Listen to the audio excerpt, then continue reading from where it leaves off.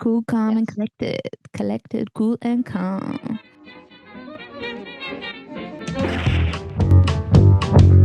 I say, trust your waffle. Yeah, trust your waffle. Trust your waffle. Really? Those who know, know.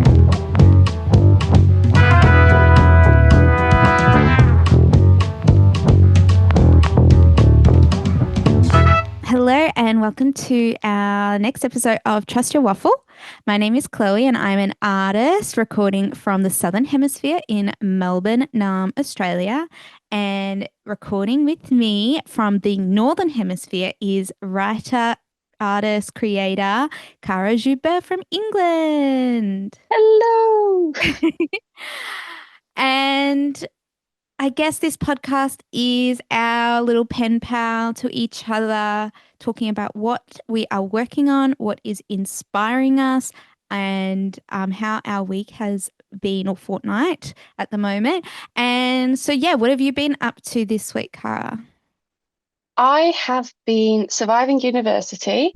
Um, it's the second week of uni. I've got to say it's a bit weird because it feels like there's a lot going on, but I look at my to-do list and it's not actually that long a to-do list. I think what makes it feel like there's a lot more going on is I've been commuting, taking the really early bus into uni and the last bus out of uni, which has completely drained me of energy on some days. And yeah, I mean, I've been working through some coursework, preparing to do a magazine, which is exciting, also planning a documentary and some articles that I need to write, which will be formatted for radio. That's going to be due in 2 weeks' time. I've taken on a new project, which is a script writing project. And I'm doing this podcast now, and I've just come back from an open day. So that is the rundown of my week. Wow, that is so much. Oh gosh. It's funny you're in your second week of uni and I'm in my second last week of uni. And next week will be my last week of uni. I just got my graduation notice, which is very exciting. Which means as of next week I will only respond to Master Chloe.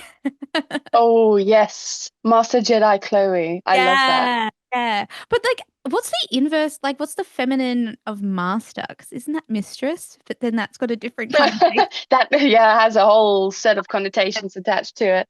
I can see why they haven't made that mainstream for Yeah, degrees. Yeah. absolutely. All right. And can you remind me what does trust your waffle mean for any new listeners? Trust your waffle. Yes, that is a funky phrase, which is, as far as I'm aware, Cara original, unless I have accidentally plagiarized it from somewhere else. And the origins of that came from me being a media student. You put yourself out there a lot, you speak to a lot of people, and you present yourself in such a way. Sometimes there is that slight anxiety. Have I done it right? Have I Mm. said the right thing? And you know what? I came up with this phrase on the back end of a radio interview, which did go well, but I was a bit nervous. And trust your waffle is what I told myself when considering the interview in hindsight. And I realized actually I did all right. Sometimes you just need to trust what it is you say, trust how it is you present yourself, trust your waffle.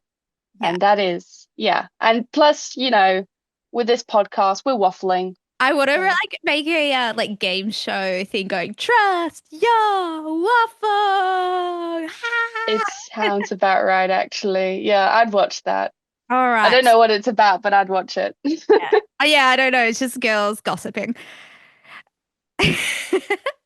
All right. So, um, at the beginning, I want to present to you a poem or fable or a little All story right. that I found in the week. This one's really cool. Like, I was looking around for what I wanted to show you, and I found this really long, long poem. I was like, oh, this is too long. So this is a poem I found in this early modern women poets an anthology. So it's just a book I got from the library. That book is so you. Yeah, yeah, it's fabulous. It does like a short introduction and then gives you a few samples of work of female poets, and it's so fabulous. It's got like Afra Bean, who I'm like a big fan of, but then it has a lot of anonymous. It's got a lot of Irish and Welsh like in the original language. And I'm like, guys, this is like, Oh, it's fine if you have it, but please put the translations in next time because I want to read these poems, but I can't. have So you put it in Google Translate? yeah, yeah. So this poem is so cool, like absolutely amazing. So it's called When I Was Young, I Little Thought. And it's an anonymous writer. And they think it's this particular poem that they found and recorded is in Scotland. And there's also a link if you want to click Googling. on the link. So this poem is actually written on linen and it's a cross stitch. So it's called Anonymous Sampler Verse because basically it's a silk linen piece that a woman's or girl, I should say, in particular, because they think it was made by someone aged 8 or 9. And it's this girl practicing her cross stitch. And what's really interesting is what's written which I'll tell you in a second. But it kind of has changed, this particular piece has changed the perspective of women's cross stitch and craft because originally they kind of thought it was women meandering, women just mucking around playing, women did it because they had a lot of free time and stuff. But this poem goes to show that craft work was actually a way that women could make a living for themselves, basically. So it's from the Okay. 17th century. This particular poem was from Scotland, and it goes like this. When I was young, I little thought that wit must be so dearly bought. But now experience tells me how. If I would thrive, then I must bow and bend into another's will, that I might learn both art and skill, to get my living with my hands, that so I might be free from bonds, and my own dame that I may be, and free from all such slavery. Avoid vain pastime, flee youthful pleasure. Let moderation always be my measure, and so proceed until the heavenly treasure. And that's When I Was Young, I Little Thought from the 17th century. And Wow. yeah, and if you click on the link, you can see where it's a sampler thing is basically this girl's practicing all the different patterns. So whether she's been taught them or she's just showing off all the different patterns she can make potentially for her cloaks that she makes or Hmm. tapestry that she makes. Um, and it's thought that this kind of verse was taught around the place in schools. But I just thought it was really sweet. It was a combination of writing, language, and craft work because I think Yeah. women's craft is not really appreciated as much as it should be, in my opinion. Mm.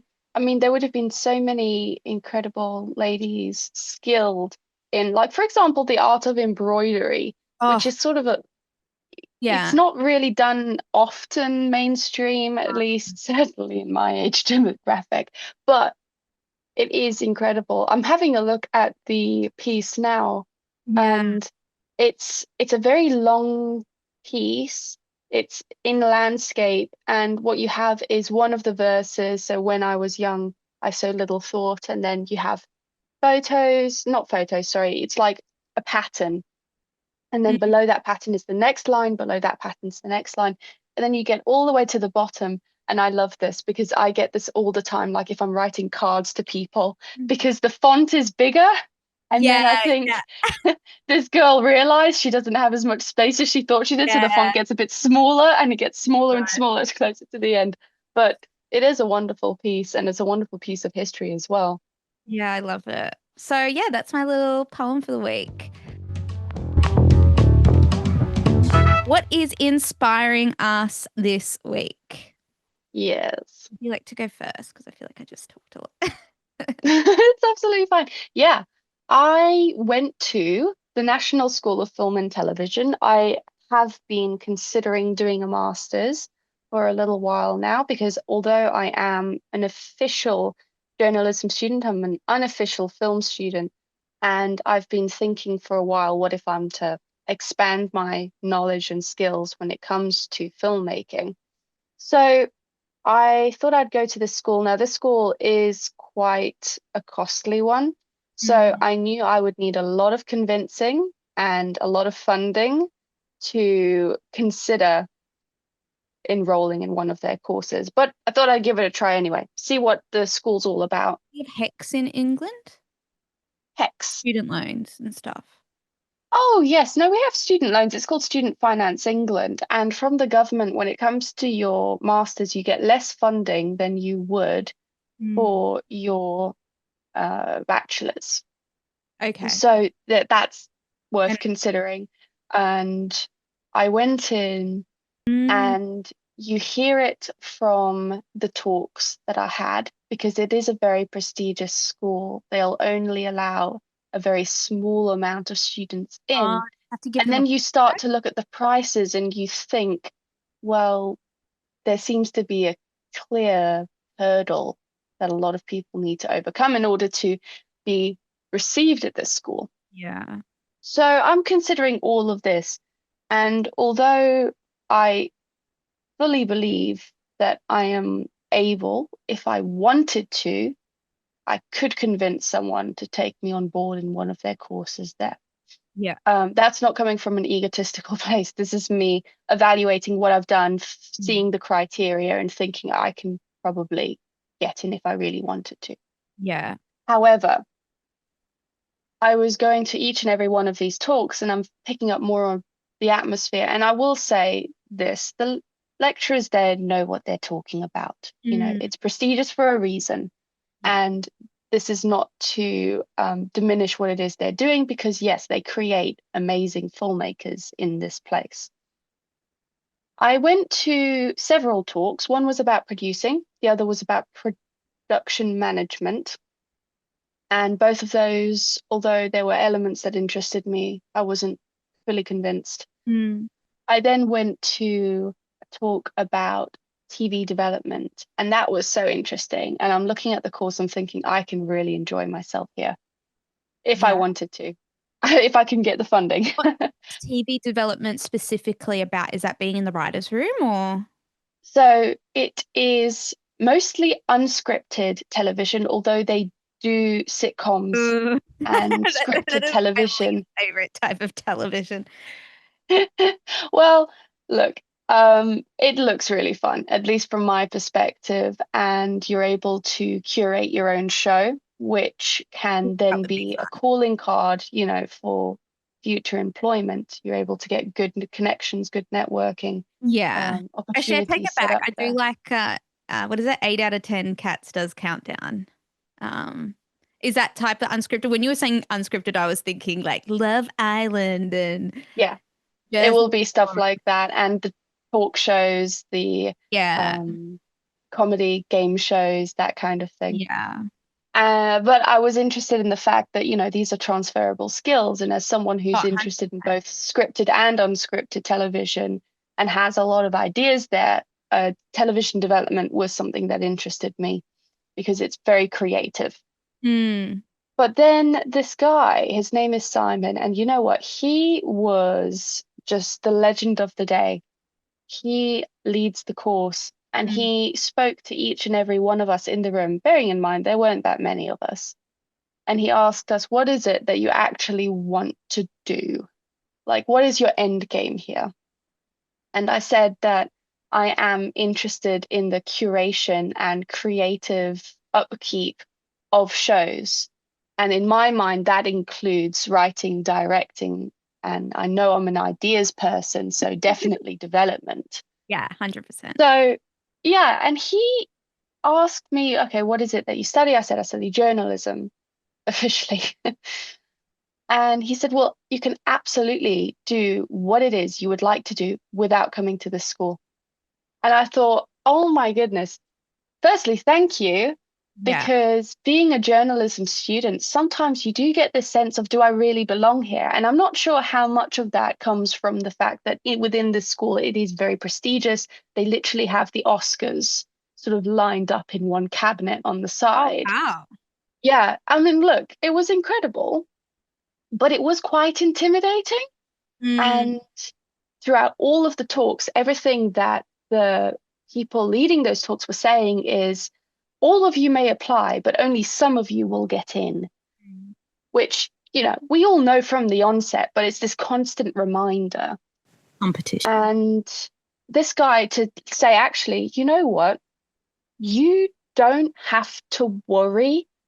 This is how you network if you want to network, because I would go mostly to network anyway. That's Mm, why I was considering a master's, and that's to network. And he said, you can do it without studying here. This is what you do. And it sounds like you've already developed these skills. So he wasn't dissuading people from joining in, bear in mind, but he was saying there are better ways to get where it is you want to get to, in a that's sense. good. I like. Yeah, because he was speaking to each person individually and seeing what they actually wanted to do. So you know what? Simon was my inspiration of the week. Oh, I love. So Oh my God. I'm gonna keep cracking on We with stalk what him it on is that I'm LinkedIn and send doing. this episode to him. Yeah, that's it. Also, you know, National School of Film and Television, if you're listening, full scholarship. I would absolutely love to study there. It's just this guy Simon, he was really very helpful. So I now know I'm able to just keep cracking with what it is I'm doing, maybe Mm, get a bit more work experience, continue to network, and see where that takes me. So it yeah. is very exciting. I've just bought a book as well. I've already read the first Save the Cat book, which is a screenwriting book. I've just finished Into the Woods, which is a book about storytelling. And I'm moving on to Save the Cat for television and pilot episodes, basically, spec scripts. That So can- that's my next step for personal projects, is to get through that Mm, and see if BBC have any slots available to send script through, because they do have competitions yeah, and I've seen. They've opportunities actually where your released something script I showcase. bookmarked actually and thought of you. I was like, oh, I'm not in England, but I'll send it to you. Because Please do. Absolutely. I yeah, am on the lookout for good opportunities there.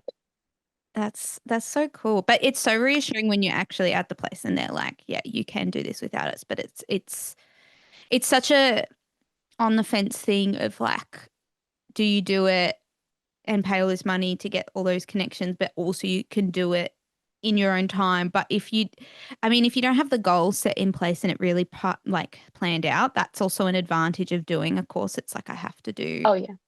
X, Y, Z. And in saying that, my sister went to NIDA and, that's supposed to be the most prolific school in Australia where Kate Blanchett or one of Nicole Kidman, maybe I can't remember, but one of them went there, and she lives in Tassie. She's really happy. She works doing art therapy in the government or something like that. Like really, she helps policy and stuff like that. So she's still an artist, but she's not designing costumes and stage sets. Which would have been the path that I guess night is supposed to set you on, because it is it's like competitive to get into uni, but then it's competitive in the industry, and it's Yeah. this constant competition that you're in, because if you're not working, like you're looking for work. And so you've got to try and figure out that balance of like, Absolutely. And one thing I've got to say that I did pick up going to this open day is Mhm. I was speaking to some students that went there, and all of them, they did incredible things in their degree and they connected with incredible people. But Mm, when it came to entering into the industry, a lot of them started as runners. And you don't need a degree to start as a runner. runner, You yeah. have a lot of knowledge going into that, having done a degree in whatever it is you're interested in. Mm, But I think the bottom line, at least from my perspective, is that it's networking and it's making yourself known to people there. That's very yeah. important. You can do that with a degree. Sometimes you can do it otherwise. You've got LinkedIn, which is an incredible resource to Mm, use. And that's something I'm definitely going to utilize a lot more in the next year. yeah, So 100%. yeah, it was a a very educational day. I can't say I was convinced to attend the school. Is It it in does look London? incredible. It's near London, Okay, yeah. and it's near Pinewood. They've got very I close don't know. connections. Oh, Pinewood, that's where they film all the Avengers films and Barbie and the Oh, it's massive like the Hollywood studio. blockbusters. Okay, Yes, it is a it's like Fox Studios here. humongous studio. Oh, that's so cool. Oh my gosh, when I go to England next, let's go and do one of the like tourist tours or something. Oh yeah, absolutely. I think they do have something like that open for some students as well. You can go in, you can check it out, you can hold an Oscar. Um, Look, it's wonderful and it's inspiring with a hint of intimidating, at least with that school, hearing that you may or may not make it. And That's it's funny. So yeah. speaking of the trophy thing, I know my friend's, I think his younger brother has won. I don't know if it's an Oscar or an Emmy. So he's Mm. won one, but it's for sound design because Oh, that's he does amazing. sound design for sports. So it wasn't like an Okay. announced win or whatever. Like it's a very they have the main special Oh red yeah. carpet awards, but then they have all the awards for all the different niche and jobs and stuff. So he's got one of those Yeah. awards. So he showed me this That's so picture of his cool. brother just in his bedroom holding his award. I was like, that's so funny. You don't think about those sort of things, but No, absolutely. And I think there needs to be more awards made more public. Like, for example, oh there needs to be an Oscar for stuntsman and stuntswoman. There just has to be. yeah, And things like that. Yeah, there are so many different overlooked there should elements be of like the an film awards for like just industry. weird stuff as well, like for having the most stunt people or like coolest stunt. That would be really cool. Yeah, no, absolutely. I mean, I think that, yeah, some creativity in the awards stuff would be great because I feel like it's been the same for a very long time. Mm, But yeah, that's my experience going to a very, very fancy film school. I think the bottom line here, and for anyone listening, is absolutely check out those opportunities, but also ask yourself if you need them or if you can find another way, because it can get quite tiring being told there's only one way into the industry, and often that's not the case. You yeah. can find alternative ways, and you don't need a very fancy, very expensive degree to get in. You just need to be, I think, very determined to become well connected. Mm, Some people are really fortunate to have others already in the industry, like family members and so forth. it is. Yeah, that's it. But you have LinkedIn, and I think if you find what it is you need to do, you got to give yourself some credit and say, actually, I can. Yeah, totally. Mm.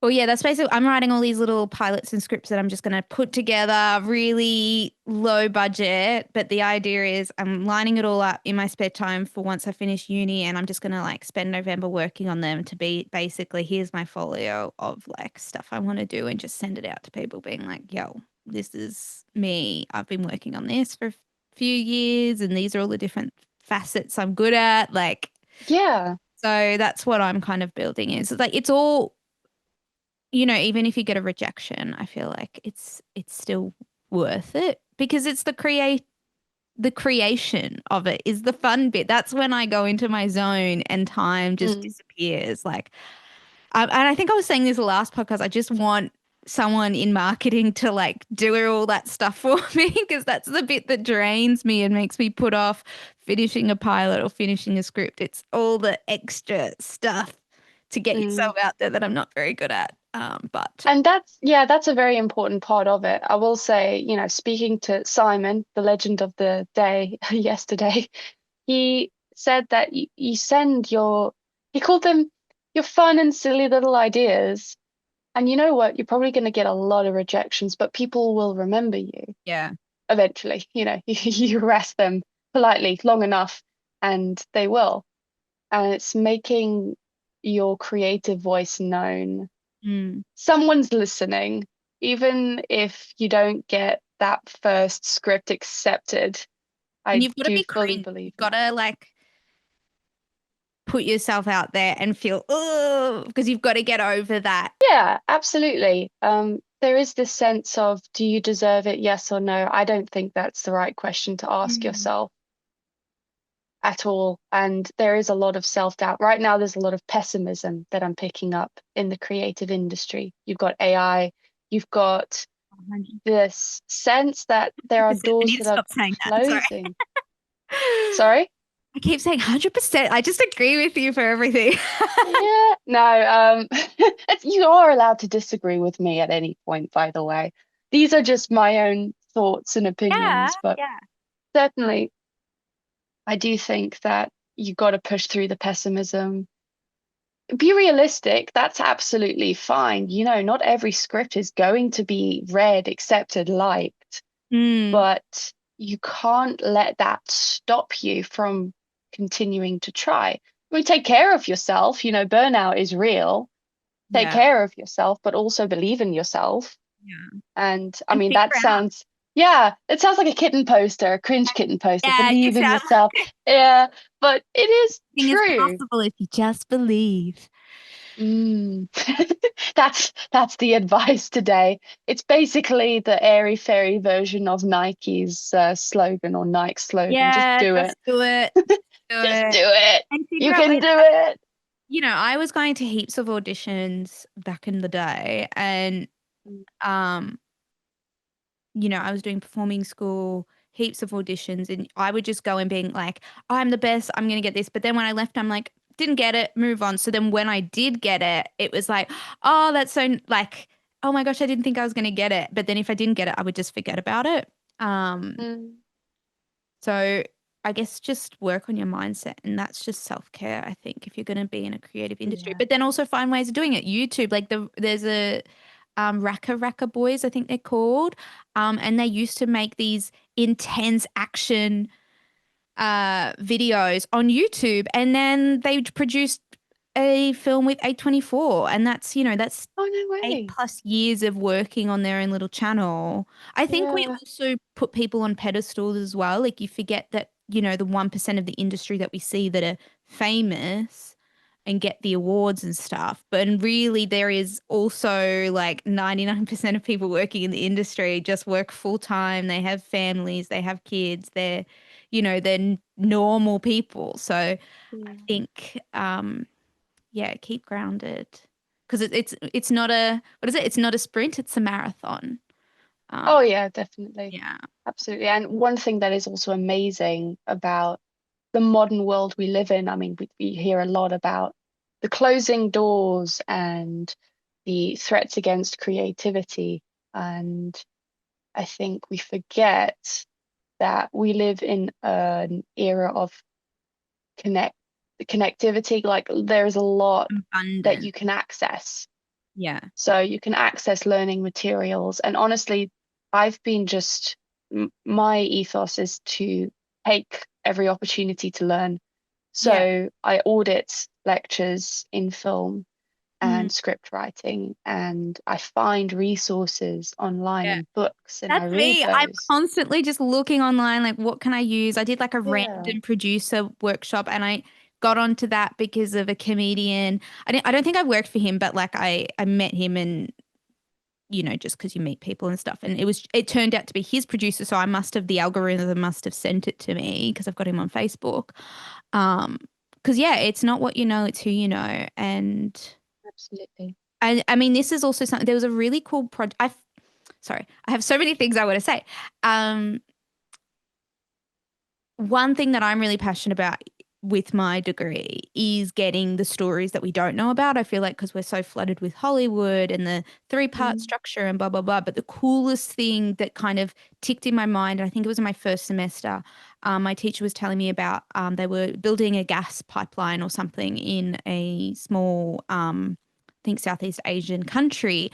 And what they did was they gave each community across this thousands of kilometers pipeline GoPros, and they just said just film stuff.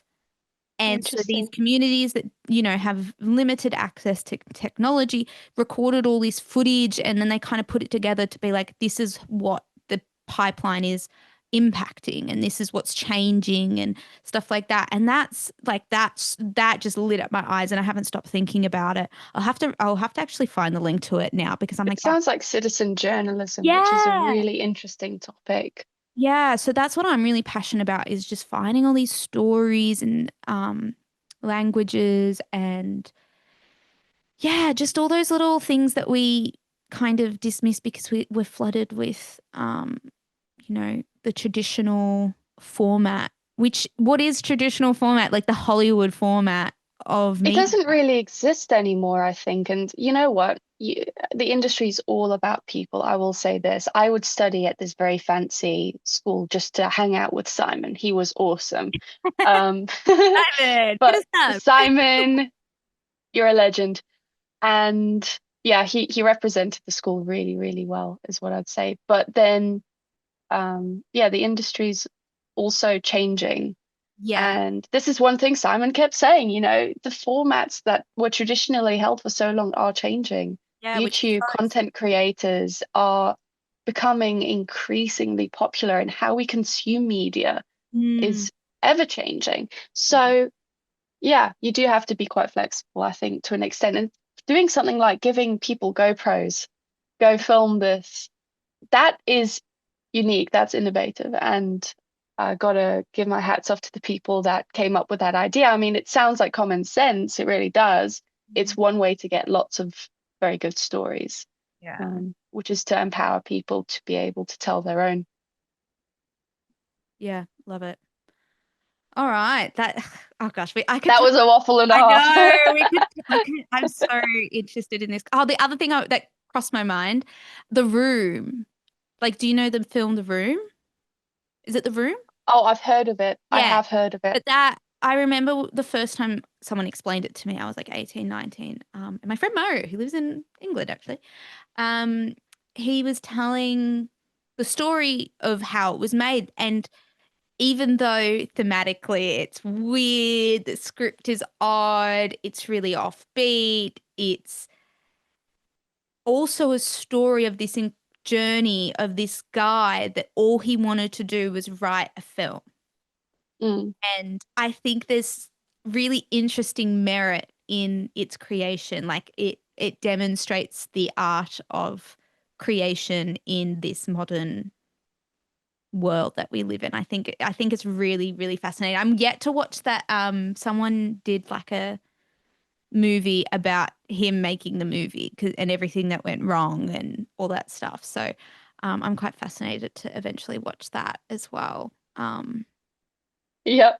I mean, it's supposed to be like The Room, one of the worst films ever made. I'd watch it for that reason. Well, it's both the worst film ever made and the best. I think people critique it as because it's so odd and um but it is this man that this was all he wanted to do and he was determined and it got out there and it got famous because of its idiosyncrasies, because of its oddness, because of this man's determination in his art. And I think, yeah, I'm quite fascinated by that sort of. Yeah. And you know what? You got to give credit to people that make bad films. Yeah, the Like, difference in the you got to start somewhere. Not every one out there is going to be incredible. And look, I've watched a few student films, and you get these moments, even within a bad film, where you go, okay, someone really did think creatively there. You got to give them some credit for that. Yeah, you got to start somewhere. I think it's easy to scoff at bad films, but there were a bunch of people behind those films that really did try creatively. And Mm. as someone who has made student films, it can be very difficult to actually get your creative vision across on a technical level because of budget, because of other people not doing their jobs. Yeah, it's a really volatile, weird place to be, budget filmmaking, but it is fun. Yeah, yeah. Painful, but it's fun. And I find myself constantly in this niche, and this is why I started the club at uni and stuff like that. I constantly find myself in this niche of like, I want to be working at a professional level, but it's so frustrating when you're in this emerging artist window because it's like, Yeah. I'm not able to do everything that I imagine, but I can do all the little things underneath, and all I can do is Mm. make a crude version of what I want and then hope that someone sees the vision and supports that. I mean, that's what Saw was. Like Saw was RMI, like famously RMIT boys made a student short film and then took it over to America to be then made into, one of the biggest horror movie franchises that exist Mm, today. So um, I think, yeah, just little baby steps, as hard as that can yeah. sometimes be, because you're always comparing yourself to the Barbie movie. You're comparing yourself to huge people that have these huge resources, and it's so frustrating. Which is why I Yeah. appreciate things like The Room and I don't know, what's another low budget kind of thing that I froth. Like The Mighty Boosh, like that show. Like my dream would be to write a show like that. And, I watched an interview with the boys and they said they purposefully still, like when they got later in the seasons, because it started getting a bit of traction, they started pulling props and stuff apart and made it still look a bit crappy because they were like, no, it looks too high budget. Like this is not us. We still want it to be weird and handmade and crafty. And I I love love that. that. All right, gosh. So good. Again, we could talk all day about it. All right, what is inspiring me this week? So, I started watching One Piece a few weeks ago. So I just want to talk about One Piece because now I've been deep diving into the lore of it because, like I'd heard of One Piece, but I'd been reluctant to get into it, because it's so big. It's so big. And then last year I watched the live action because I was like, oh, sick, I can follow along as they release all these things. And I fell in love with the story and I was obsessed. But yeah, I started watching the anime and it's so good and it's so lovely. Um, Actually, going back on quotes, this at the beginning in the song, it says it's only legendary until someone proves it's real. And I'm like, that is such a good fire line. Like, I was like, that's so good. And it's all about friendship. And then, funnily enough, because I'm studying politics this semester and trade politics, the Straw Hat Pirates, which is the like main guy, Luffy's pirate crew, and they're just like a ragtag group of Mhm. pirates, and he wants to be this pirate king, and he's like super. I mean, I want to say he's just super on the spectrum, but just so happy-go-lucky and like he's so optimistic all the time. Mm. But then he really stands up for his friends and he's got Oh. like a lot of very kind, beautiful qualities, and all the cast are like, yeah, and especially live action, like some of the cast is good looking people.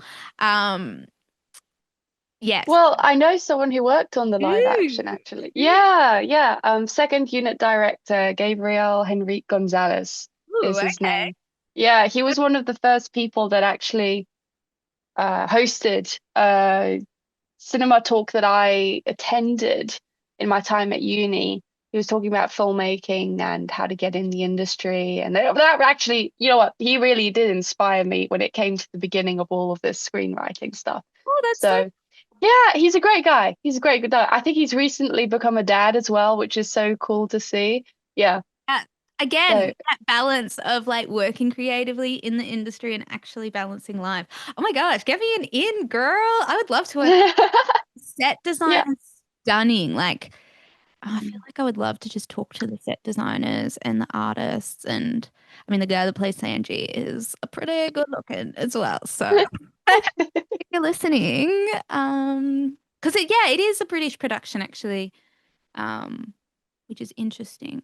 They filmed quite a lot in South Africa as well. I think Cape Town. Oh yeah, because that's got a really big film industry as well. I've heard about that. That's so cool.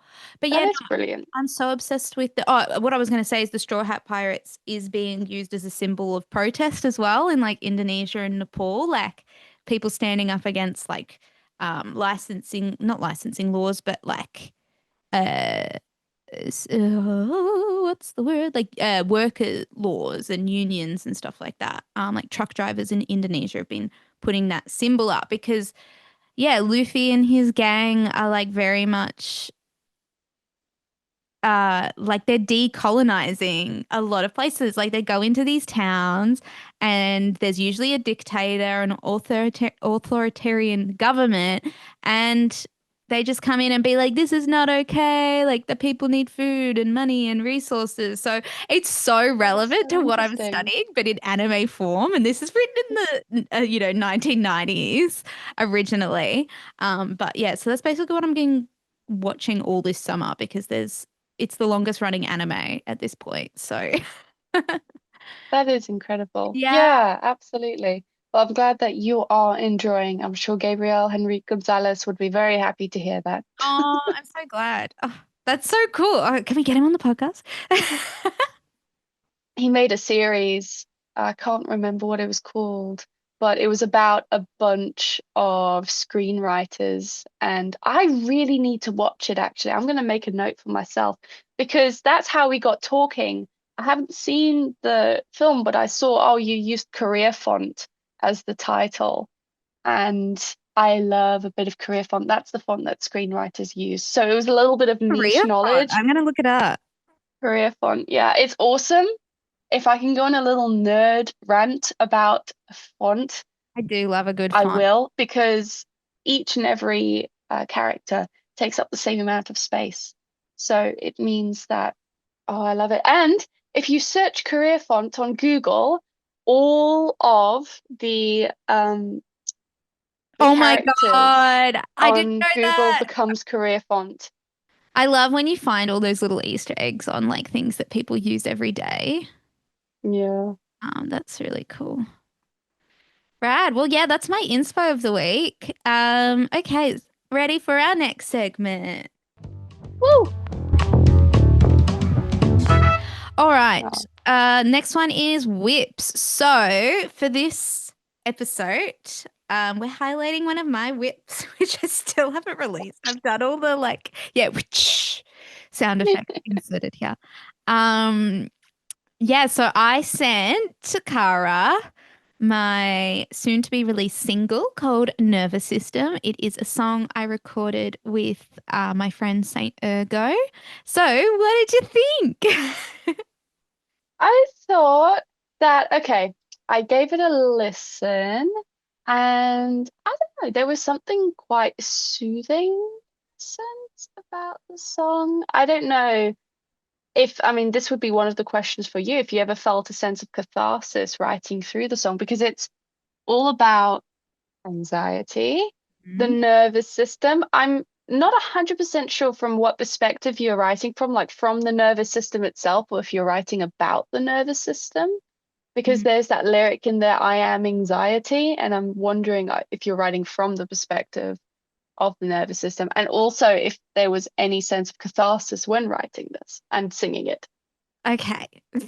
So many questions. Yeah, I think there is a bit of catharsis because it builds, and that was the idea of the song was to build, like how I imagined, because like every song I've written, I've pictured the film clip for it. Um, Mm, I pictured me like sitting on a bed with my guitar, like plucking away at it, and then just kind of go, then the music video would go into like some sort of like magic happening in the room. So I think it was really about build to just be like, um, and then yeah, I am nervous. That was actually a last minute change because it was I have anxiety. But then because the first line says I am nervous, I was like, okay, well maybe I am anxiety mm. works as well. So there's not too much meaning behind that one. But yeah, the whole song is just me talking about having anxiety and the things that I've learnt and the unknowingness of it, the feeling of not like you might relate to this. It's like when you have that sense of doom or something's about to go wrong, but you Oh don't yeah. you don't know, like there's nothing to pinpoint it. Like I had it for a few days last week where I was like, oh, I just feel like something's gonna go wrong. I don't know what. There's nothing telling me that like there's nothing visually telling me something's going to go wrong, but I was like, oh, maybe I won't get my graduation letter. Maybe this will happen, maybe that will happen. Interesting. and the build up. So that's what I wanted to be like. Yeah, that feeling of that I have almost a lot. Like I want to say almost all the time, but it's like I definitely until I was officially diagnosed with GAD and then went through all the medications and then found the right medication. It was I remember being like, what? Is this what people feel like all the time? I was like, what? And it was weird because then you have like these days where you don't have anxiety and then it builds up like and then it comes back because your body's used to being at this high caliber. Um, Mm, so I mean the other thing is though it's still something I manage and have to work on every day and sometimes it does get the better of me. But yeah, I guess it's probably one of my most personal songs that I've written and been confident enough to put out. mm, But I guess I also feel like I'm on the other side of anxiety where I'm like, okay, like I can clock when I feel anxious and I can clock when yeah. um I know I'm overreacting to something or yeah, like more comfortable in having anxiety as well, like because there is that taboo. And I think, it is getting better these days, but you still feel a bit like talk. Yeah. No, I mean, what was on the subject of mental health? I mean, people might say on a superficial level that these things are no longer taboo, but sharing your own experiences with certain people, it can be really surprising, some people's responses to Mm. hearing that sort of thing. So what was your internal process in being able to release this sort of song and being open and honest and vulnerable in that way?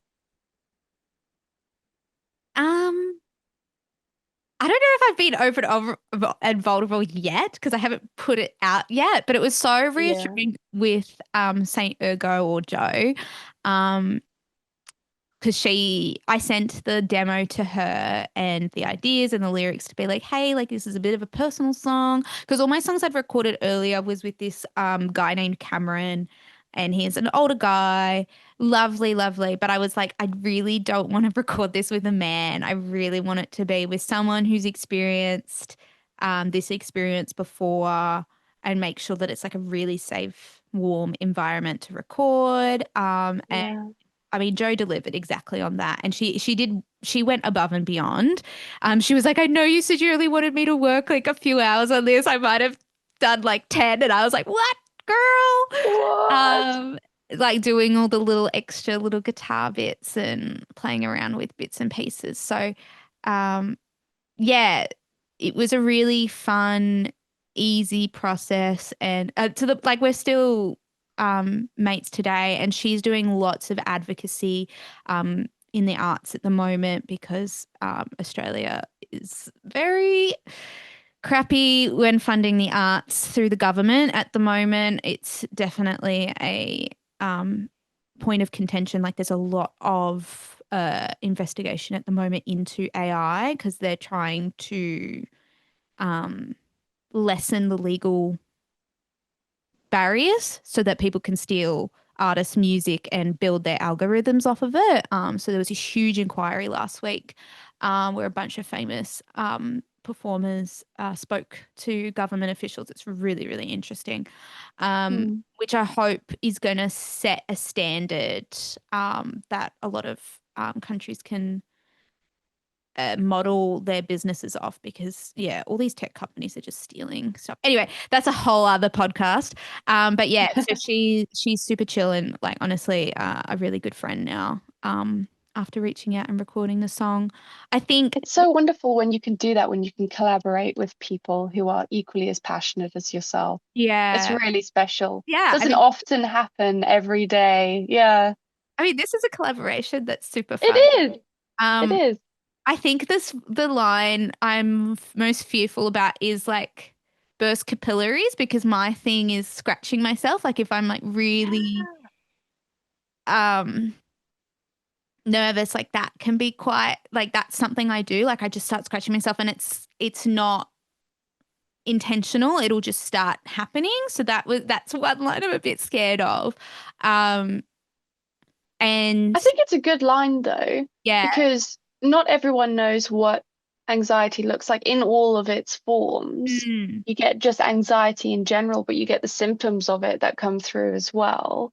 And it's a more intense symptom, but the whole like the whole beginning of the song is like, no, this isn't normal anxiety, guys. yeah, which I think is In it's such short. a trope. Like, oh my, it's not like other people's anxiety. So I'm definitely welcome to everyone's anxiety being different and manifesting in different ways. Mm, But I do find that sometimes, as Hollywood has a formula, they tend to um, demonstrate anxiety in a certain way, maybe in yeah. a not kind way and not from the perspective of a person with anxiety. So it's often damning because, you know, anxiety can cause antisocial behavior, which I'm not excusing like violence or anything like that. But I just think sometimes they can be demonized when people have anxiety in the media. But I guess I wanted to just show a different slither of that experience, which, yeah, mine is kind of, yeah, scratching myself, unbeknownst to myself sometimes, and going quiet. Like I'm a bubbly out there person, but my Mm, anxiety manifests in, you know, silence, closing, not being able to articulate myself properly, um, feeling like I'm second guessing everything coming out of my mouth. So, yeah. But yeah, I'm definitely on the other side of it where it is manageable. So I definitely started that's great. writing this song when I was still figuring it out. And I started it like, because I had the opening lines written in my diary like 2 years ago. Um, and then decided, okay, I'm going to record this, get this out there at the beginning of this year, and then started writing the other bits. It could be even longer. The Can I Ask Yet bit was a chorus that I wrote yonks ago, actually. But yeah, I mean, I mean, that's, yeah, sometimes these things take yeah, time, like you so cut and paste everything together. Why I made it so low, I don't know why. I was like, I was like, it has to be this note. And then Joe's like, why? And I'm like, I don't know. It just is. Don't question my mind. I don't understand it either sometimes. Um, And I definitely wanted it to definitely end in the I am nervous. Like I wanted it to end on the opening line because I haven't written a song that does that. And I've always wanted to do that. I love that. I do like it when songs do that. They end as they began. Yeah. There's that one song in The Greatest Showman, Rewrite the Stars, and it ends how it began. It's Yeah. really fun to look at that song and listen to it from a nerdy, dorky, Yeah. Like the analytical point of journey. view. Yeah. Yeah, that's it. And back to the beginning, Mm, back to square one. Yeah, it's really quite interesting when music does do that. love it. All right. Oh, I'm glad you like it. And I'm glad you got the story from it and everything. Yeah, I definitely saw where you were coming from. Fabulous. All right. Well, what is your whip then? Mine is more murderous and violent than Oh, yours. I am writing bike off quickly because I'm um going to eat one of my cucumbers and I don't want it to be too loud. crunch. No, go for it. Yeah, so mine is a script which I have been enlisted to write. I'm very excited about that actually because I wrote a graduation script for a bunch of students last year. Or what did you I'm say? writing You said another one. something about writing it? You've Yeah, been I'm writing it. I've been enlisted. What does that mean? enlisted to write it. No, that's not an official term. Commissioned is probably the better term, Oh, to be okay. fair. So No, about you're to all get right. You're really not missing. excited. Like, oh my God, you're writing for someone. Like, that's incredible. I am. They're not paying me, but I am Oh, writing for someone. oh, It's a bunch okay. of students. Oh, So yeah, a lovely group of people, and I'm working with them to create a horror slash thriller about the witch trials of, I think we're looking at the 1600s right now. Today's role is actually for me to do a bit more research on the subject. oh yeah. And yeah, we have the story. Mm. We're just going to figure out ways to work that around to make sure it's as historically accurate as possible. out of respect for all of the women who were falsely accused and persecuted, basically just for being different. And it's been really interesting to do these deep dives on the subject, because you were really, you really had to walk on eggshells, I think, if you were a woman in those days. And a lot of women who were accused were working women. So they would get bruises and scuff marks on them, as they're doing their tasks, weldering, whatever. Mm. And those marks would lead to accusation of witchcraft. Mm. So it's quite difficult to look back on. But in writing this, and bearing in mind, I don't really watch horror, I loved A Quiet Place, and I appreciate it when a horror is more a drama where there is some sort of scary, dangerous world that it's set in. I like that sort of starting small, focusing on relationships between people as opposed to cheap jump scares. I like that type of scary film where it's just a story. Like A Quiet Place. I love A Quiet Place. I've read the And synopsis. I'm too much of a scaredy cat to watch it. it's a good film. None of my What have you family read? like horror. There is one scene which is terrifying, and it's not because of aliens.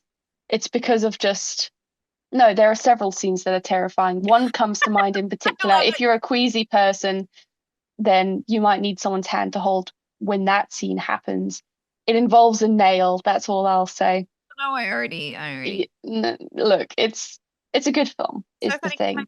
my friend Zach made me watch the X trilogy, and it already The X trilogy, like the X-Men trilogy, or are we talking about The Exorcist? with oh, it's Pearl is the prequel. I forgot what the middle one is called, and the last one's called X. It's got Mia Goth, Yes, the yes. recent horror trilogy. Yeah, that one sounds a bit more disturbing. I will say this, there is definitely a difference between horror films that are scary and horror films that are disturbing. I do not like disturbing. I want to I'm say okay with aliens.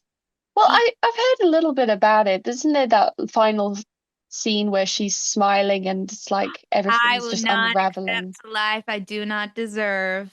I will. It's a great quote. I use that in my everyday life. Um, what is it? Yeah, I refuse to accept a life I do not deserve. That's my great American accent. Um, yeah, it's good. Like I like horror. I just can't watch it. So people have to make me watch it because I just don't want to be scared in my spare time. But I love No, the idea of you've horror. got enough anxiety as it is. I don't Yeah, know why you'd want just to give add me more onto the it. anxiety. And then I'm like, guys, this is not pleasant. Like, Yeah, not fun for me at all. But I did no, and appreciate watching them. okay. Because I can See. Yeah, no, understand I the artistry. cannot watch horror personally. It's just A Quiet Place for me. I can cope with that. Yeah. So, yeah, it's a bit interesting writing a horror then where there are murders and there are deaths that go perhaps leaning towards more creative, let's say. Yeah. But what helped me sell this script for myself, because I have to think of myself as an audience member as well, and what I would appreciate watching is where there is a story that is basically grounded in relationship, and it's a relationship between two sisters. Okay, cool. Yeah. And so I'm really excited to explore that. And also because a lot of the filmmakers in our group are on the spectrum, we are including that as a big element of this story. Yeah. So I've read something to about the witch trials like might have started as like an attack on people who were autistic in the community, potentially.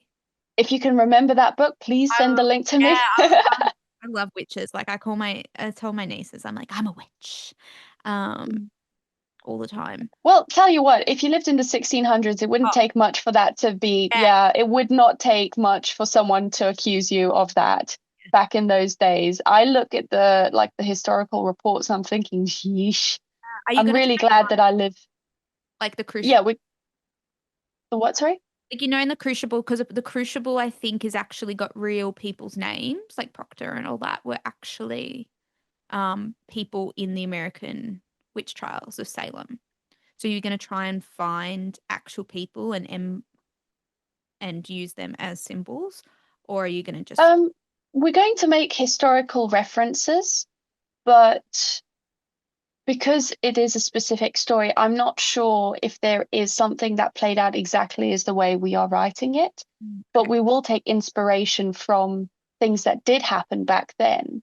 So, as far as plausibility is concerned, it's not unrealistic in any way. So, we are going to include that. We are going to include um, autistic traits in one of the characters, and that's going to be one of the main points of the film. And one thing I'm looking forward to is, this protective relationship between two sisters and seeing that develop. I mean, there'll be more to discuss on the topic further down the line. Mm. Right now, I'm in first draft stages. Yeah, okay. So we'll see where this goes, but I am excited. I don't really write about witchcraft. There's not much I myself can say about it. It's not a topic that interests me as far as actual witchcraft. Mm. So when it came to the writing side of this, I basically said I'm happy to do a story about the witch trials, but it has to, like, I'm not interested in including actual witchcraft because, Oh, like proper modern day witch. yeah, What are they called? exactly. Because a lot of those women were falsely accused. I feel like I feel you like would they're be, separate things though. Like the yeah, modern they are. is The witch trials were accusations against women yeah, of which were innocent. yeah, So that's what I wanted to focus on as opposed to actual witchcraft because it's not necessarily it's not really relevant in this story, yeah. despite the subject matter. So I did put that boundary quite clearly before writing. Like this is what I would like the story to be focused on. Out of respect, I think as well for a lot of those victims who would have been falsely accused. It's a weird So name. that's. The modern witches. Mhm. Wicca. That's the word I was looking for. I think, yeah, historically speaking, there is a lot to unpack there. And it became, I mean, the witch trials themselves, looking from what I've seen, my understanding on that and horrible histories, is that I it was quite love political. horrible histories. Horrible Have histories I is have you listened to You're amazing. Dead to Me? Um, Favorite I don't podcast. know. Honestly, like my dream would be to work on this podcast. It's by the same writer as Horrible Histories. And it's BBC Radio 4. Oh, that's awesome. Yeah, I'll have to check that I out. recommend. And he gets a comedian and a historian in the same room, and then they talk about a person or subject. And one thing he tries to do is never talk about World War One or Two. Like that's his goal is to talk about every other aspect of history because we were just flogged World War One and Two in high school. So Yeah, he's we just really were. released one on Jane Austen, the life of a Regency literary icon. Um, She is an icon. I he is actually have a sticker of her on my computer. hell yeah. I wonder if he's done anything on witch trials. I'll have a look and see. That's so exciting. Oh, see, this is the type of stuff I want to do. I want someone to be like, we want to write about this, and then I want to just research all the content for them. Like that would be like the funnest job ever. Is like, Absolutely. And you know what? Researching in films is something I am very interested in. Researching for films and TV shows, because I am a journalist, so I've got that side of my brain that's ticking, and I've got the other side, which is the filmmaking side. So, what's yeah, interesting here? What's going to add to character development? What's going to be the highlights that audiences are going to take back from? What are the things they're going to Google afterwards? Is this real? Did it happen? Did it not happen? yeah. Like, I love the researching side of things. The Absolutely adore it. costume. And Simon, again, legend that he is, did say that This as a podcast is not brought to you by Simon from National Film and TV School in London, England. he is such a cool dude. And yeah, he said that basically as a journalism student, that is something that I can go into. I was like, Yeah. yes, thank Well, you, Simon. I'm doing a journalistic subject as an elective. Mm. Oh yeah, Just so definitely. I can You get are. to the broadcast room and learn the cameras and writing to that format of a news broadcast. Mm.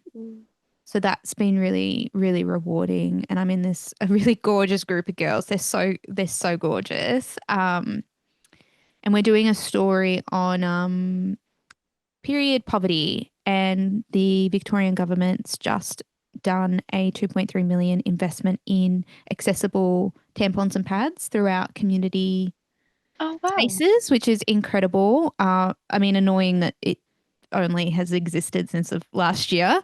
But yeah, we're doing a story on that because like it's just so important and it's such a stigmatized topic, but it's so exciting to be writing about something that's so like really important to me and trying to figure out the storyline in that news article and thinking about Mm. people that don't have that extra $20 plus once a month, stuff like that. But I love taking factual things and turning them into stories that can relate to. Because if you give someone a bunch of statistics, it doesn't mean anything. They need to be able to compare Yeah. And views that's with why it's so people. important to humanize stories. Like within journalism, you are taught that a very good way of connecting with audiences is to include, they call it a case study. So Mm, someone who's been directly impacted by whatever's going on, whether that's a positive impact, negative impact, that's mm, what makes people like it.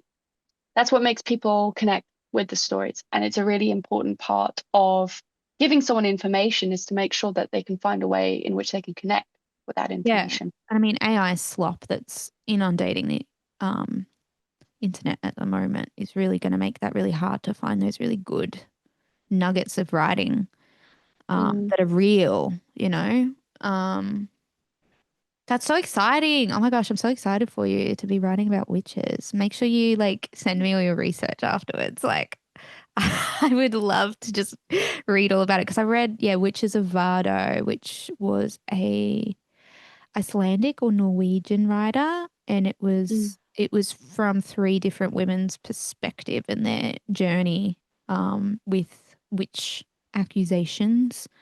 Um, Yeah. and at the end of the day, they were just, punk women. So I definitely would have been charged as a witch. Like, I am not, Mm. uh, you know, Yeah. No, and I am looking forward to writing about it. I mean, I'm someone who, yeah, as far as like personal values are concerned, I'm just really cautious of the fact that this did happen to a lot of innocent mm, women, and I'm going to do my best to do them justice. And the story itself, one of the things that is great about modern filmmaking is you can look at the past with hindsight. mm, And so there is the line in there that things will be better because one day they will be. Like so many of these women would not have been persecuted, killed in the mm. modern era if they just lived several hundreds of years after they were born. She wants horror. We want it to be about this. I'm like, okay, let's see. How can we still make the story about people? So Okay. it's a good Thought combination provoking. of thoughts going on. Yeah. Are you going to do like proper in the woods of England?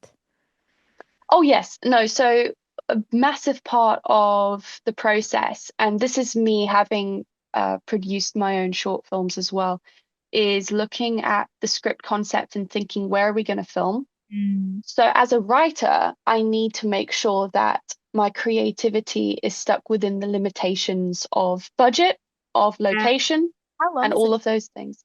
It's about 10 minutes. Wait, yeah, so it is a It's short going to film. be about 10 minutes long. Yeah.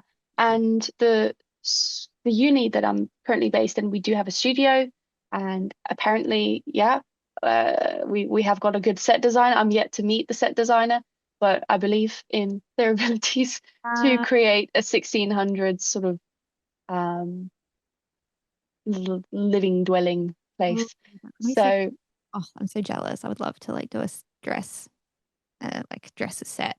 Also, the Oh, costume yeah, that sounds is so fun. fun. What is like a modern day hysteria that has happened? Like, what is, I'm trying to think of something like that we can make it kind of equivalent to this day and age. I can think of some stuff, but then we're getting really political. Okay. Yeah. And there's a lot of, I think, misplaced anger and fear Because that's it could also currently be in. an allegory of today as well, which I think that's automatically going to go into it. I feel like writers put themselves in their work no matter what. Um, Mm.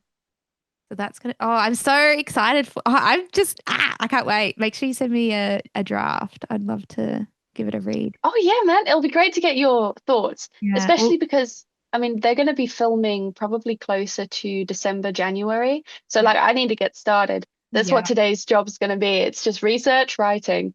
Um, and so I'll go through a few drafts in a short span of time. It'll be great to get other people's thoughts and views. All right. So, final section is some questions to help you with your podcast called. Yes, A Young Person's Guide to Existing. Yes. Love it. Literally, like, it's a how-to guide. Yeah. But in podcast form, people ask me questions about life, friendships, work, studies, money. We got lots of questions about money that we are working through for the Mhm. podcast. All right. So, question number 1. Oh, this is going to be such a big answer. I know it. What are some challenges you've faced being a woman in media and how have you overcome them? Oh, that is a good question. Oh, I'm Oh, trying to yeah. think of so Sorry, many. I know one, but it's really people should not take this as advice. Okay. Well, this isn't the advice podcast. This is dubious advice. It does not So, come to you from One Piece. This podcast is mm, not brought to you by assistant director of One Piece live action. yeah, no, it's brought to you by student debt and waffles. Nice. Gosh, yeah, the advice. I think, okay, so there is definitely among certain journalists in my experience, journalism students, among the male population of journalism students, that has a tendency to put women down. I've Mm. seen it, I've been on the receiving end of it, and there have been some very uncomfortable conversations and topics that some of these guys will bring up just to see your reaction. Oh, I did tell someone off actually recently. Anyway, Yeah, so I have humbled a few blokes before. as you should. My yeah, as I should. Look, as for what I actually said, that would be for my comedy stand-up show if I ever did one. But my my general advice is keep your cool because being calm in that sort of situation allows you to channel frustration into words. Yeah. And you would be surprised sometimes with how great the things that come out your mouth are in Yeah. those situations where you're being put down. If you keep your cool, you'll get that moment, you'll get that brilliant thing to say that will completely humble them. So yeah, I have experienced that once or twice, and it is fantastic if you're able to keep your cool. The other thing I would recommend, to be honest, is also to have not quite a script, but to sort of Good. plan. If you're That's what in I was this gonna say. situation, what do you do? Yeah, because I've It's good. walked out of so many situations where I'm like, oh, that was that moment. That was that thing that people you read about and talk. Practice when people say these rude, obnoxious things to you as a woman, like because when you're in the moment, it's shocking. It Mm, happens. yeah. The one really clear example, like I have so many examples. of just, and this is not just media, this is working in theatre and comedy sector production, on stage and behind the stage. This was actually in England. I was in Edinburgh. This is when I was working at Edinburgh Fringe Festival, and I had I was talking to someone, and someone who was my team member, who was my equal. We were like both like, oh, what do we do? Blah blah blah. And we're going to ask someone, one of the door people, and he just spoke over me. Like I started talking to ask this question, and this guy just completely over the top. And I just turned to him and was like, "Oh, you could not talk over me." And it was Oh, so shocking. Like, because it was like the first time something that obvious had happened to me. And even the guy I was talking to was a bit like, ooh, ooh, but then we like had to get stuff done. And like, a few hours later, he did apologize. But I was just like, oh my God, I've never actually had this happen. And that guy was just so up himself. He was apparently, like, another girl said, oh, he's from this like really well-off family. And he was trying to then become our manager. And it was like, dude, like, we're in the same boat. And I also like knew our boss and had worked with her for like 2 years, and she invited me over to, she's like, oh, if you really want to, work in this industry, go to Edinburgh, because, Melbourne Comedy Festival is a baby compared to the size that Edinburgh Fringe Festival is. So she's like, you should go and experience it behind the scenes, if you ever do want to write your own show and perform here, which I'm so glad I did. That would also be my piece of advice, is don't go to Edinburgh as a performance creator. Like, as a performer for the first time, it is intense. It is 30 days. You were performing at an elite level, and your confidence will be not crushed, but it will be shaken. Like, you will, like, I'm so glad I went as someone behind the scenes, not in front of the scenes. But it was such a valuable experience as well. I think I grew a lot and understood a lot of things after that experience. But yeah, that just people talking over you and discrediting your ability, and also putting a lot of emphasis on the way that you look, is something I'm really, when I look back on things, I'm acutely aware of that sort of stuff. Like, I do care about how I look, but I think there's a lot of moments where um, how I look was kind of put against what I was saying. And I say like a lot. I'm a girly girl. Like, some people don't realize that I have a bachelor's degree and I love to read, and girls watch Star Wars too. That kind of, like, people forget that women, have full, vibrant lives. So yeah, my piece of advice is to just practice what you're going to say, because it's scary, especially if they're your manager, if they're older than you. Um, I've had so many misogynistic moments, um, and it's upsetting. Like, yeah, I get shocked. I get anxiety. I stop talking. I can't be coherent, because it's like, oh my gosh, this person is actually doing the thing that, our four sisters have told us about. And unfortunately, like, it definitely doesn't happen to the extent of the witch trials, of course, but it totally does happen. Um, no, absolutely. Absolutely. and just, I yeah, think that's good advocate. advice. Yeah, just advocate for the challenges you face. Yeah, just, yeah, being second guessed and being spoken over, I think, are my Mm. two main things. And now that it's happened to me, I refuse to accept that now. But that's only with years of practice and years of second guessing myself and realizing actually that person was in the wrong. Hopefully it's a shorter answer and less in Mhm. depth. With all these subscription services with various shows spread out across all of them and all the various costs and profiles, how do I manage watching good shows and movies without compromising my budget? Oh, that's a very specific one. It's very specific and so That is very relatable. specific. I know. No, no, no. There's this great, okay, if this person is based in the UK and is a student, they can watch stuff for free without a TV license legally Mm. on, I know that's the exciting part, on something called Box of Broadcasts. Ooh, okay. It's a really useful resource. I use it all the time because I am a media student. I watch things to analyze them. I'm Mm, nerdy like that. love it. And yeah, but so as long as you're a student and you're associated with a university institution, you are allowed to watch those sorts of things for free on Box of Broadcasts. That is my piece of Use golden advice. This person will thank me for that if they are indeed a British student. If not, then I've just given a very useless spiel, but Yeah, I'm like, well, that's my bit. Australia. This is well, I also have an answer to this. I am a Oh huge yeah. advocate of libraries. Libraries are king. Libraries, our entire society needs to appreciate librarians much more.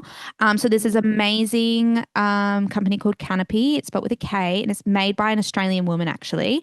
Um, and it is full of all those films that have won Oscars and Emmys. It's got short films. All you have to do is have a library card. Having fun is not hard if you've got a library card. I have several because That's I awesome. um, I've got my uni library, I've got my old where I grew up library, I've got the city library, I've got Melbourne library, I've got the Trove. So you just have to have a library card and you get a certain amount of tickets once a week or month or something like that, and you can watch films and it's curated. So it's all good films. Like they did like an Alien Week, and so they had all these weird alien films from Russia in the 1960s. It was mwah, chef's kiss. Beautiful. I would highly recommend using that. I watched Fresh Meat, which is a British TV show on that. I've watched a bunch of Oscar winning short films because that's the one thing I'm like, I always want to watch all those like little short films that get nominated for Oscars. And yeah, and it has heaps of different segments and stuff. So Canopy, and then also the same with books and stuff. They've got like BorrowBox and Libby, which are apps, and you can listen to all the books. And again, if you have more cards, because each kind of area has a certain subscription, so they only have a limited amount of stuff. But once you have a few, you can kind of rotate through them, and you never are stuck. And then obviously, like I'm assuming BBC and has like a free to air thing, and ABC has it. Although I want to complain about ABC's curator. Like I have a lot of opinions, so if you're listening, or if you know anyone who is part of ABC curation of ABC iView, please let's arrange a meeting because we could be definitely showing a lot better, amazing, interesting films to the Australian people. I mean, we should also like we also want to work in this industry, so hopefully one day Netflix or someone will be paying us to write something. But until that day, I am not promoting them. Well, there you go. I've had such a great time chatting with you. It's always interesting, and you always you remind me to be calm and careful and considerate with myself because I There you often go.